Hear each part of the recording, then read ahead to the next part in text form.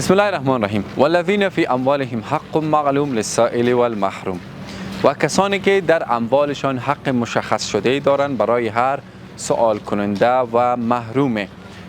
ماه مبارک رمضان ماه جود، سخاوت، کرم و دستگیری از نیازمندا است. عزیزایی که کمک کردن ما امروز خانواده را دعوت کردیم.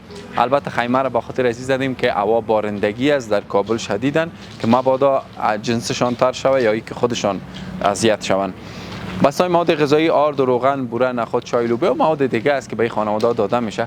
سپاسگزار هستیم از برادر ما زبیجان، خواهر ما تینا از استرالیا و خواهر دیگه ما کریمه حسینی که اینا سهم گرفتن. الله متعال به اینا پاداش خیر نصیب کنه و در پرونده نامه اعمالشان نصیب کنه. امی مبلغ خرد ریزه و کلان که ما جمع آوری میکنیم یک توزیع بسیار کلان میشه.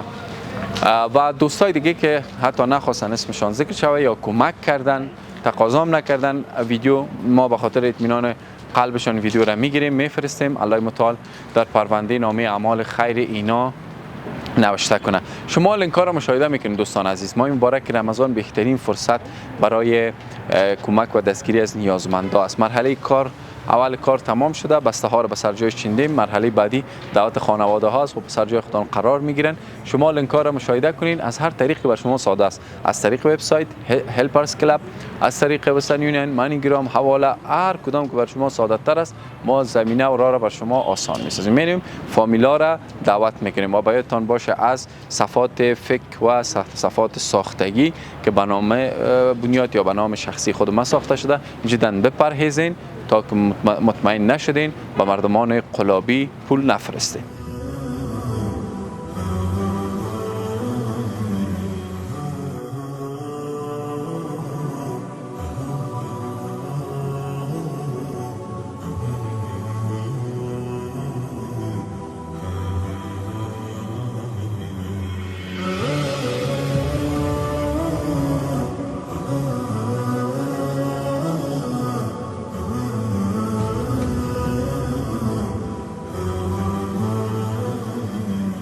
چطور است وضعیت اقتصادی زندگیتون؟ اورا نسبت کم یک چیز بیش خوب است. این تو خوب نیست. چند نفر هستین در خانه؟ در خانه تقریبا 15 نفر هستیم. تنها خودتان؟ خودم کار میکنم تنها. به خیر استفاده کنید. زنده باشید. خوب است خاله؟ شکر خوب. چه مشکلات زندگیتونه؟ مشکلات می دادی سال دوم زمان دی سالور می لورگان دی هیچ شانه سرفراز لرونه چه اوړه زوی می د لسکاله هغه خپل هغه کبا ټولې هغه کو کور یا با سر چا من سره دا کومک کړه خدای دې سره خو کې خدای دې تر روزه قبول کړي خدای دې دغه دنیا دې بخیر باشین. تشکر.